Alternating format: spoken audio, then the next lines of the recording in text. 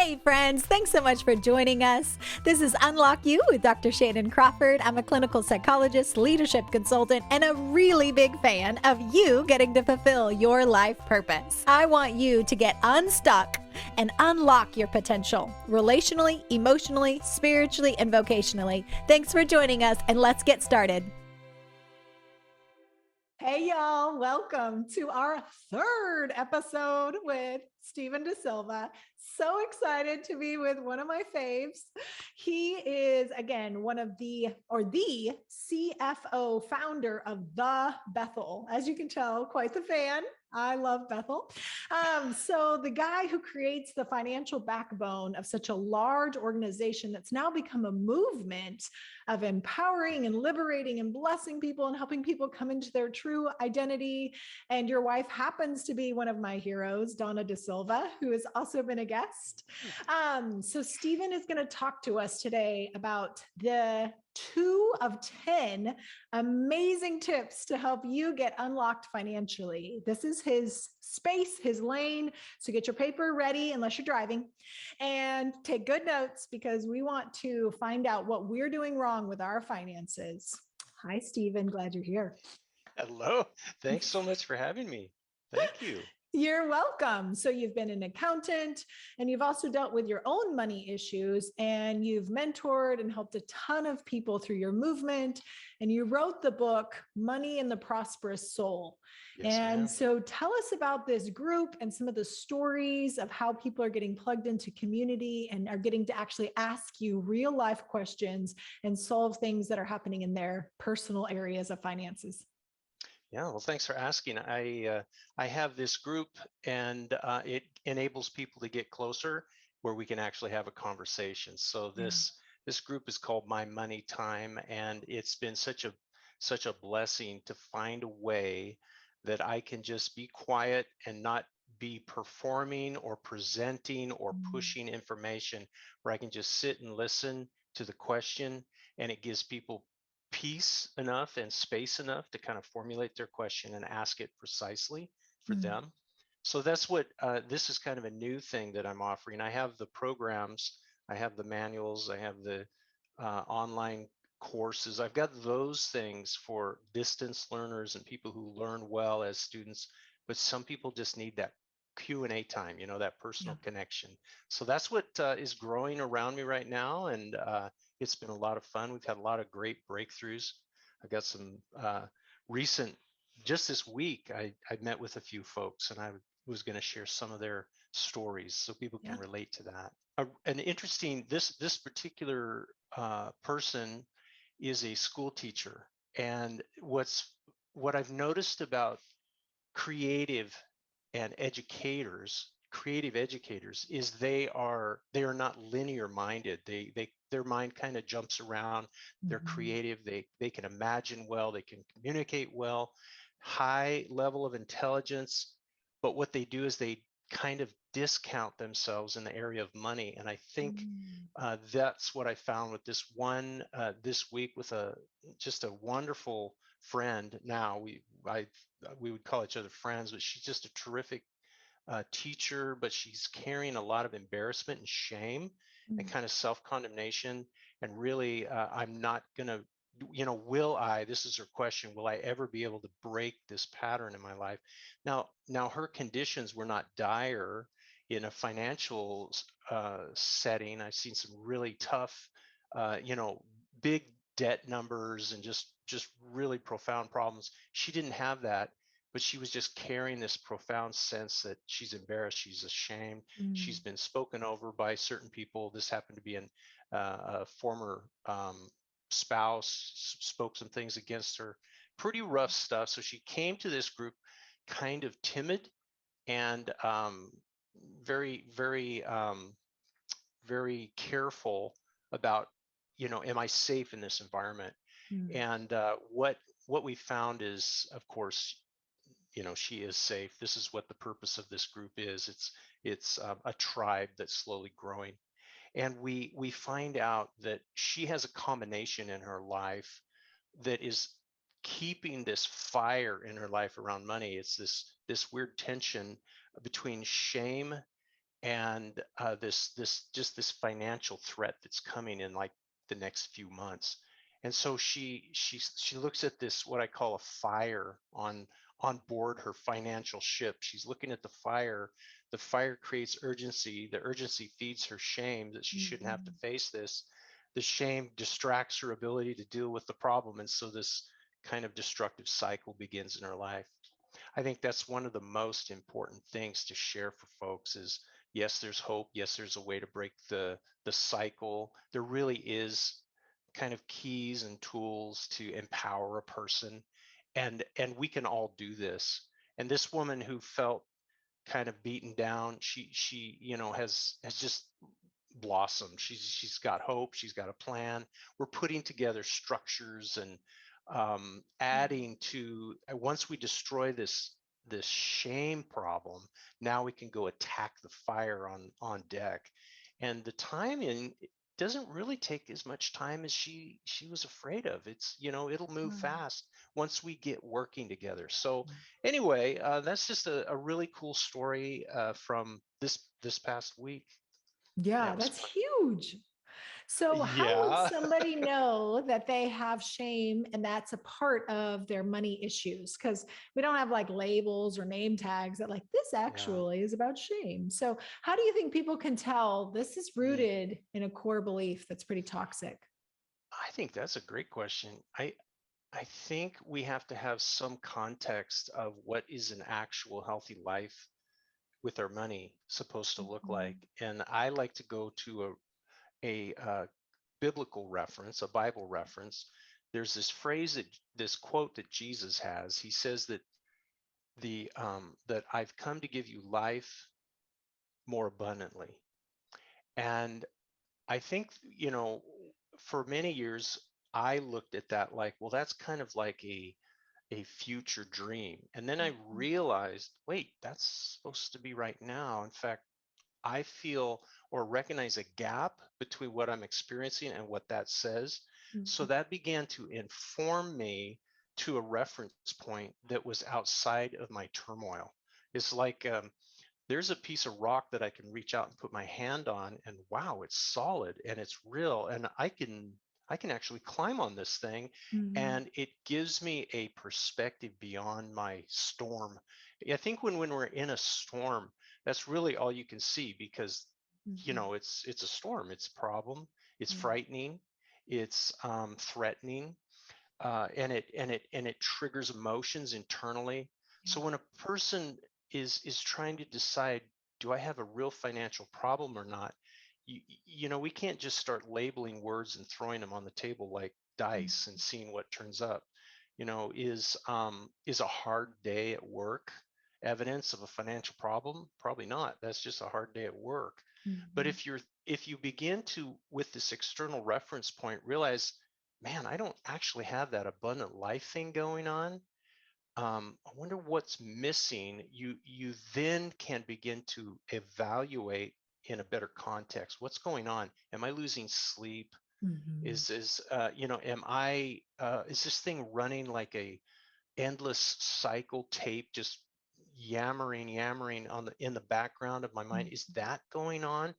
Yeah. And that may seem funny to say, but it's true because we need to reference at some point some of our unhealthy habits are so familiar we don't even realize they're not normal. Yeah. And so, I and we can talk the full, kind of spectrum of what we can now look at as, wow, that wasn't a healthy Mhm. experience, but at the time it seemed normal. And so people have all kinds of experiences there. So I think we need an external reference. The reference I said is how I recognize a gap relative to that. What is missing, or how do we close that gap? Now, Mhm. my territory is money and finances and financial healing. So I would stay out of the territories. People in my group would stay out of or be referred on to smart people like yourself when it comes to triggering, some of the other deeper emotional Sure. things. But there's so much territory to be Mm. gained in the financial arena, Yeah. and there's so much shame that people are wearing. It just it burdens them, and Yeah. and it's a hard thing to get away from. Money Mhm. problems are hard to escape because they kind of press on us constantly. Yeah. Every day we just need money. It's how we barter. It's how we live. Mhm. And if you're limited, it really causes problems. And to maybe some listeners' surprise, limited or lack of money is a very challenging problem, but not the biggest problem. The biggest problem with money is when you have excess, and Mhm. having excess and managing it without it smashing you. Yeah. That's a whole new territory to walk in, and those are the Mhm. places I like to work. Wow, that's so good. And while you're talking, I was thinking, I hadn't really conceptualized it before, but I love that ideas percolate as we're talking to each other. Yeah. That I think when we say statements like, I am so bad with money, or I can't do Mm, this, or I'm just such a failure with money, I think once we add the I am, now you know you're going into an identity statement, and that's now confirmation that you're hitting shame versus, man, wow. this is a tough part of finances right now, or man, the economy and the stock market currently needs a Yeah. lot of love. So it's more external and situational that we can create a treatment plan around versus Mm, I think that's implying to us I'm probably going to get triggered because it's more of an identity. I am inferior, I'm lacking, I'm incompetent, I can't deal with money. All of those statements imply that it's an internal problem versus an mhm. extrinsic problem that we can work the problem because it's outside of me Yeah. versus I personally am broken. Yeah. I love that distinction. Mhm. And I that brings into my head the idea of a three-legged chair in the subject of financial healing. I Yeah. think the big idea of financial healing, which we can kind of set out there and polish it up and shine it up and go, wow, that would be amazing, whatever that is. I Mhm. think that is real, that shiny thing is possible, but I think that it rests on three legs, and one of those is that identity issue. We have to be Yeah. healed internally with a system of self-understanding that is accurate and Mhm. healthy and robust. And that is one of the legs. The other leg that this idea of financial healing rests on Mhm. is the idea of removing lies that we're believing about ourselves and money itself. Even God, is he good? Am I alone? Do I Mhm. belong or not? All of those lies that kind of create an operating system for us. We've got to remove those lies and replace them with something that is proven, time proven. So Yeah. those are the two legs. But there's a third leg, and I think that is another unique feature that I introduce in my program is this thing called a pull system. And it's engineered around an alignment, a clarification and an alignment of five big ideas: identity, purpose, vision, strategies, and tactics. And that order is important because the identity and purpose, those are the two be elements of our life. Is we have to be human beings. We also are human doings. Those live at the other end. Yeah. Human doings, that's the strategies and tactics. But the front end and the back end of this idea compete with each other. That's the difference between importance and urgency. Those two things are always battling.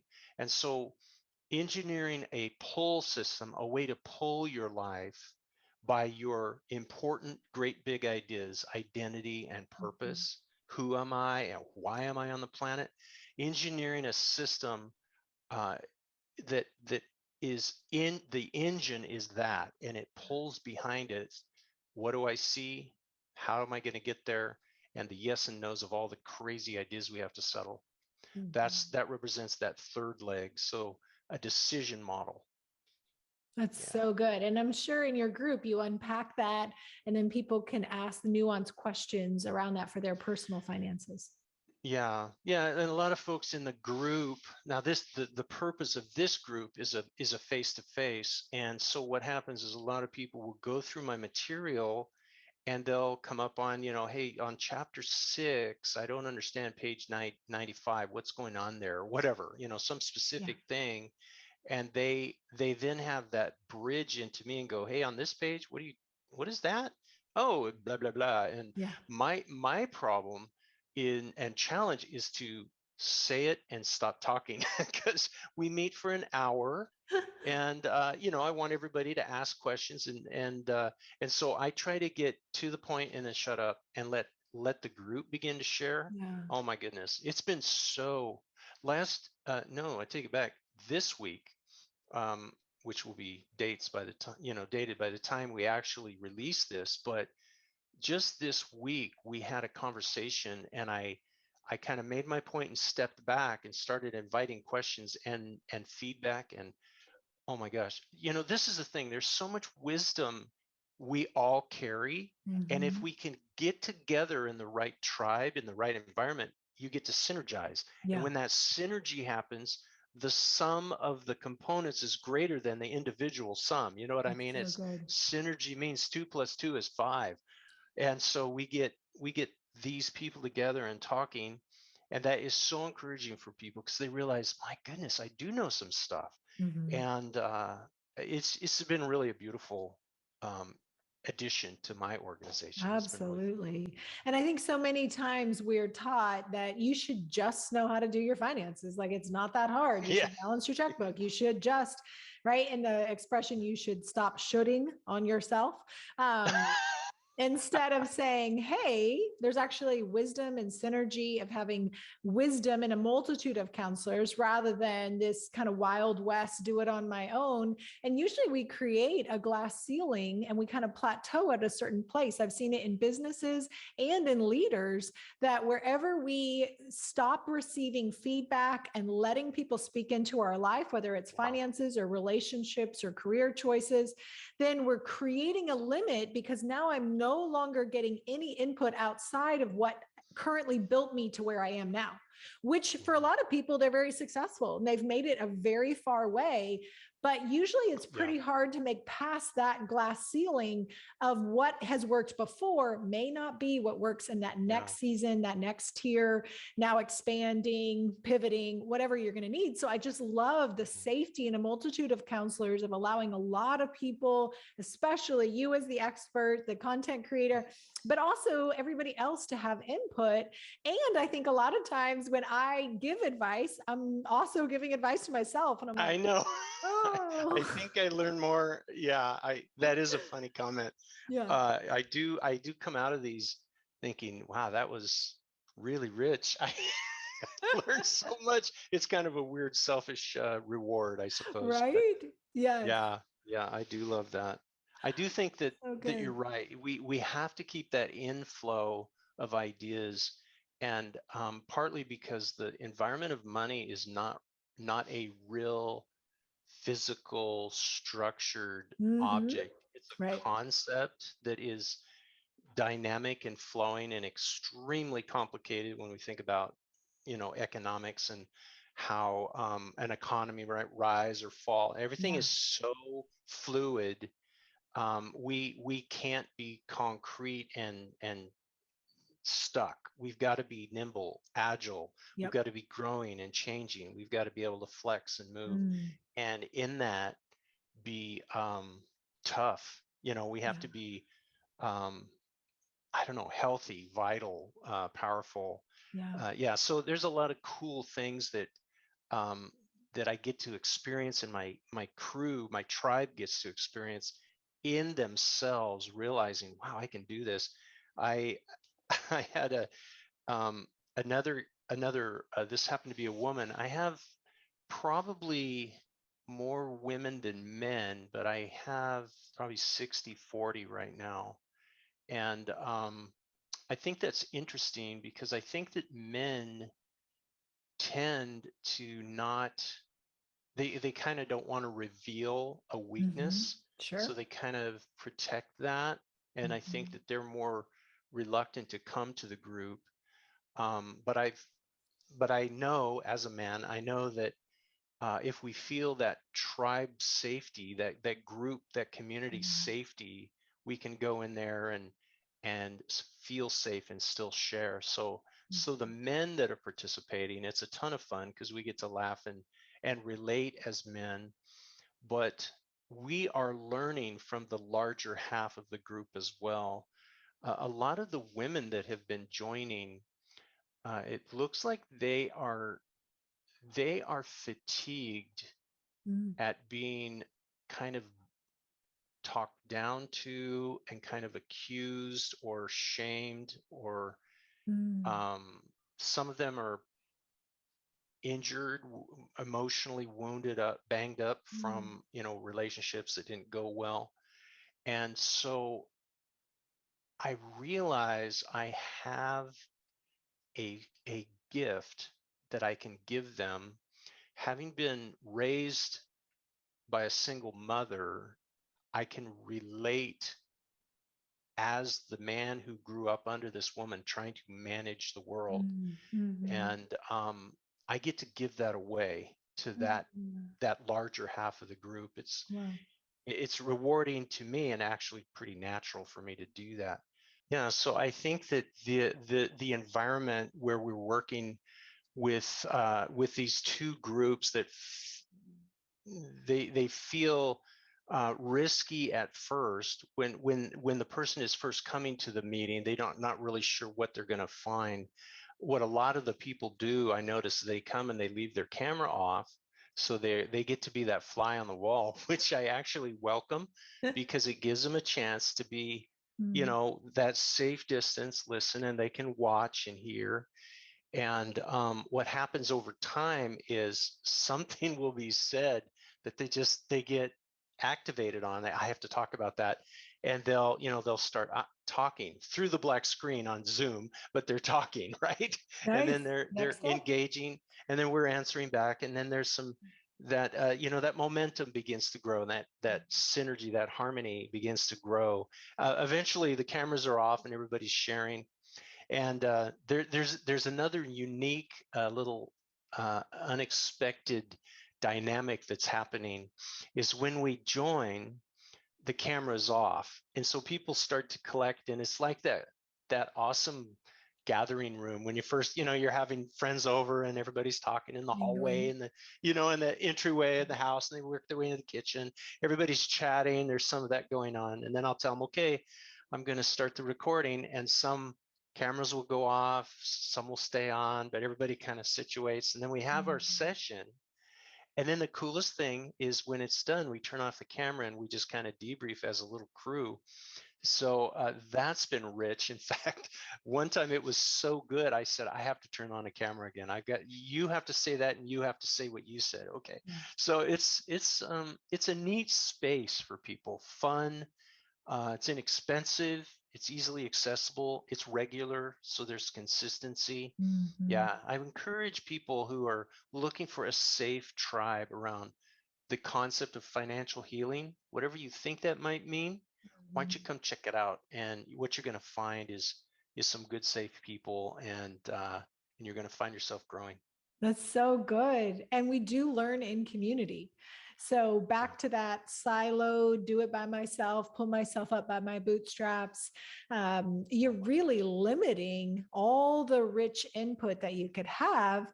And when you can see someone hold what you're talking about, that feels end of the world to you, and see their face look like, hey, you're okay, you're safe, I've gone through that as well. There's something that down regulates our central nervous response. So I'm not in that sympathetic fight or flight response anymore. My body goes, oh, it's manageable. Somebody can sit in that space with me. I don't feel so alone. Thus, it no longer feels so overwhelming. What that does is it deactivates that amygdala fear response, and it can help us turn back on that prefrontal where we make good executive decision making. And so when we're in an emotional state, siloed into ourself, and how many people stay awake, ruminating, thinking about money. You might have insomnia, or you wake up in the middle of the night, or 3 a.m. you are wide awake about payroll and tax situation. And so I have so many clients that just feel so alone in this space. And in culture, they say, you're not supposed to talk about money. You're not supposed to talk about religion. You're not supposed to talk about politics, which leaves people very unsupported culturally. And I love that you're not just throwing people to the wolves, but you're saying, hey, let's create a healthy tribe a community where we can have a subject matter expert that has really done the work as a CPA and a founder, as a CFO. But now we also have a whole community wrapping around you, and you can have input, you can have safety, vulnerability, which again, down regulates the stress response of feeling alone. And it's all on my shoulders. And now it feels like we can collectively held. When it's held outside of me and I talk about it, the prefrontal now is more objective and rational, and I can hear myself say it out loud. And I realize, oh, I'm not going to be homeless under the bridge with the cats and the dirty needles. Like, that's not real after all, but it felt really real inside. Yeah. I love that. So I love the mechanics. voice, Yeah. yes, That's amazing. So I appreciate you sharing that, because you know what I observe are people when we get into a conversation on a really delicate subject or a really hot subject, like you're saying, and that you know, different parts of the brain are triggered and everything's in fight or flight. What I consistently hear is people, you know, kind of sigh and say, oh my gosh, there's hope. There's hope. And just kind of the recognition that, is there hope? And then yes, there is hope. And so many people walk out of sessions that I work with, just the fact that there's a plan, that they actually could survive this, which of course they will. But right when that amygdala is turned on and on fire, you can't hear anything. You're just strained. So let's fix that. Let's put an end to that. You know, what if we could do this across a nation? How would that affect our economics? You know, can you imagine the math of that, the algebra of that, you know? So anyway, we can't do that all at once, but we can do it one by one in our own homes. And I just say, let's just do it. It's way better way to live. Let's do that. Yes. And when you say in your homes, there's so many people I work with that are business owners. I work with a lot of leaders and entrepreneurs, and they'll get stressed about finances. And instead of wanting to burden their spouse or wanting to talk to their business partners or their friends, because it feels like quote unquote failure, it's financial stress feels like somehow an incompetence to me as a male or female leader. And so a lot of emotional affairs start out of that, right? Like, I'm going to talk to somebody that I really shouldn't be talking to, but they're annexed enough out of my life so that it's not my everyday people that I need to respect me, like my spouse, my kids, my business partner, my BFs that I do life with. But it's these other augment people that we start to allow into that space of emotional vulnerability that we really shouldn't be. And it creates soul ties and different things that actually cause us to make worse decisions because we're doing it out of an unhealthy need to feel known, where we feel vulnerable and shame. We feel scared of failure. And so out of that knee-jerk reaction, we're more likely to get emotional affairs, which lead into other kind of affairs, but also we're more likely to make those knee-jerk reactions and buy the building or sell the business or fire everybody or, you know, join a new conglomerate. And we're not making them rational, slow, and steadfast, because when we're in a panic, the amygdala releases so much cortisol that it feels like I have to make a decision right now. It's imperative that I do something. And it lowers the anxiety to make a decision because it gives the illusion of control. The problem is, just by lowering the anxiety doesn't mean I actually made a good decision. We're self-medicating and lowering our anxiety, but we're actually potentially creating a lot more anxiety, emotional affairs, addictions, all kinds of money habits. A lot of my clients will start gambling and they'll have these like, where did that come from? That wasn't even me. But they were self-medicating that anxiety by trying to have a rush to either make a decision or medicate it in a way that was very secret, instead of what you're offering of, let's come in a place that's not my everyday. It's not my spouse. It's not my best friend. I don't need this person to respect and care about me at the end of the day. I just have this tribe that is kind of separate from my life, but with the appropriate boundaries that it's still emotionally healthy and supportive of my larger life goals. So I think that's why this is really valuable. Wow.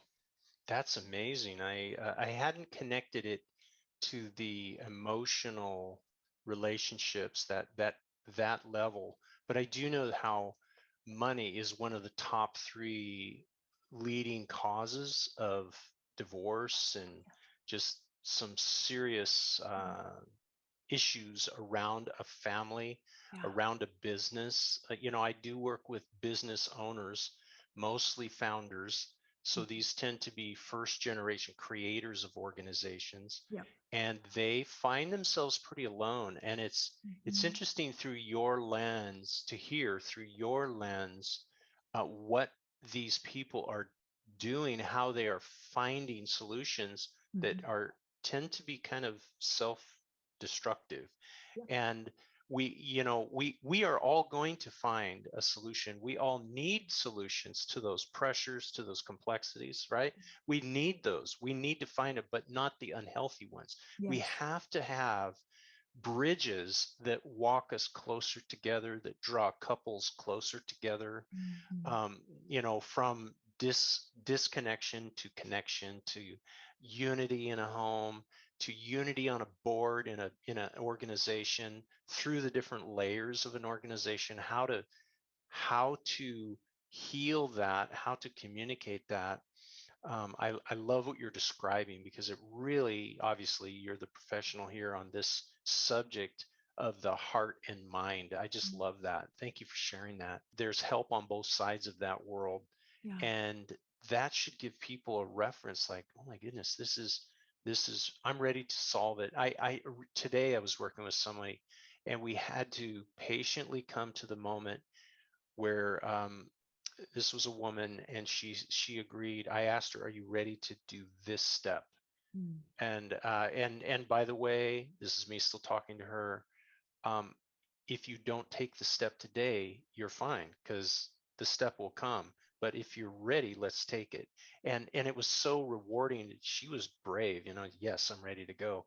Okay, wow, it surprised me. I didn't think she would say that, but I love it when people have the healthy context, that proper brain is operating, the safety is present. There is a problem. We can overcome it. That's one thing we don't want to hide from, the fact that some of us have significant financial challenges. Yeah. Let's just go in there and win the fight. Let's do it. And that's what I would leave folks with, is the idea that I have seen some pretty hairy financial situations, and over my years. But the bottom line is, there is always a way through, and you can make it. And yeah, it might be a challenge, and it might take some time, but you can win. You can come out the other side, and you can engineer something that is beautiful and fulfilling and really inspiring to younger people, or people that are following along behind it. Let's be inspired Yeah. people that live inspiring lives. I just pray that for anyone who's listening and thinking in the context of their money. Wow, what can I do? Oh, we can do a ton, and we can actually resolve things, bring closure to things, and then move on into something that looks like promotion, something that looks like strength, Yeah. life. There really is some promises out there, and It's so good. and I love to walk with people into those places. I love that. So, what are the two things of the 10? We'll do a teaser so they want to go to your group. Yeah. What are the two things people are doing wrong in their finances that they could change today? Okay, well, I think the first thing is change your lens. I think a lot of us are listening and learning financial tricks and tools, and those tricks and tools are useful, but we are often looking through the wrong lens. I think that there is a lens that is Western, that is common, that is familiar. We find this lens in virtually every article I ever find online, what I ever read in my magazines, however I'm accessing, I usually find this lens present. This lens is Western, it's common, but it's the wrong lens. It's the lens that is consumption based. And this lens keeps us thinking about income and spending. The other lens is how the wealthy, the ones we would recognize as successful, the ones who have engineered or created in their life and family something we call old money. In other words, it's gone generational. That lens it focuses on assets minus debt. It thinks about altitude. It doesn't think about cash flow. It thinks about altitude. So the first thing I would say that will change your life is learn to think like the wealthy and beware of most of the information you gain will come to you is talking about the wrong end of that. It's talking about the wrong lens. The other thing I would say is I think rules of the game. I think a lot of people are doing work with money. They're being trained. They're taking courses. They're building their skill. I had a client earlier in the week who was talking about she is an expert budgeter. She's just like a ninja budgeter, and yet her budget's always broken. So she's like, "What is wrong with me?" She's like a ninja at it, building it, but she still can't manage to pull off a successful budget. And this is in a business context, so it's from month to month. And I explained to her, well, part of the situation is you don't know the rules of the game. And I described it like two different games altogether. There's a baseball game and there's a football game. There's ways to win both games, but you have to understand the rules when you're on the field so that you can actually play positions and move the ball in the way you need. And when I described it like she was trying to play baseball, but she's on a football field. We have to build first downs and we need to move the ball down the field to a touchdown. And it clicked for her. She goes, "Oh my gosh, that's exactly my situation is I don't know what the game is. I know this one tool, budgeting in her case, and I can engineer it to beautiful extremes, but I cannot figure out how to make a score." And my answer was, well, you're playing by the wrong set of rules. Let's just watch this. And we started building some of that information, putting those into her hands.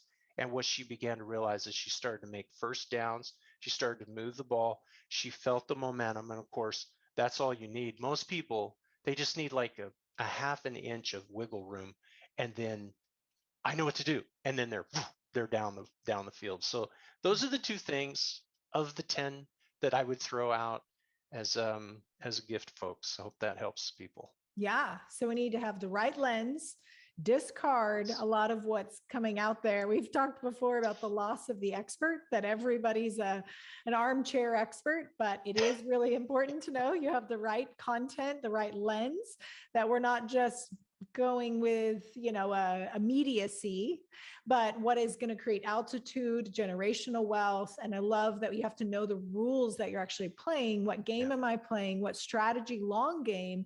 And how do I start making movement, small, steady movement along that court versus just trying to get a tool and apply it and then think, shame, what's wrong with me? Versus, oh, the application is the issue, not me as a person.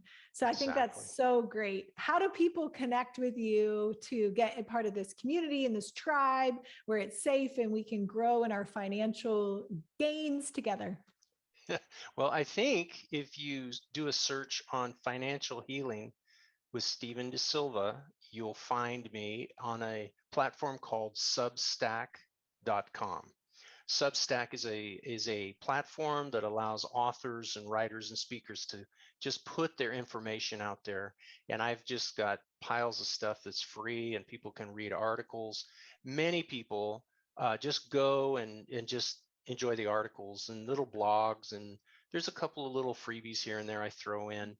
That's just to be like that's meant to be like a free resource for people that they can just begin to change their mindset. It's back to the lens idea. Just begin to get some sources of a lens that is different. When people want to go deeper, when they want to actually get into my brain and ask me the question, that's a subscription. It's very low. It's $7 a month. It's designed to get people who would love to schedule an hour with me, and then they don't have me again. How about you just come up and listen to a group an hour a week, and you do that for 6 weeks or 10 weeks or 100 weeks, I don't care. But that's how that works, is people can subscribe, jump into a community. And when you jump in, you get additional resources. You get some cool online courses that I've built, but you also get the weekly My Money Time link, and it's on Zoom like this. And you'll just be on there with some cool people, and we'll chatter away about whatever's on the table. I love it. And Unlock You community, I hope that you feel empowered, that there's choices, there's hope. You don't have to be alone in your financial struggles. We have all been there. So super normalization, removing the shame. It's not an inside job. It's an external work the problem, change the lens, have the right strategy, and have input outside of your own limited brain and resources to actually have other options, other avenues, third options that you haven't thought of before, because our brain gets really binary. It's this or this. I'm either going to be a billionaire or I'm going to be broke and embarrassed. So there's usually some middle space, and that's where having other people speak into our lives, lay down that false self of needing to be perfect, that imposter syndrome, and coming into a healthy tribe of community, getting the resources, finding the right methods and tools to no longer allow stress of finances to be a burden that keeps you up at night, keeps your adrenals, causing you to be burnt out and overworking yourself, which again is not working the problem, that's working you as a finite resource to death, which limits your earning potential in the future when you're burnt out. So we love you guys. Thank you, Stephen DeSilva, for being our guest. Third time. Man, you're awesome. What a glorious, great blessing it is to have you. And we'll, of course, have you back. Bye, guys. Oh, wonderful. God bless.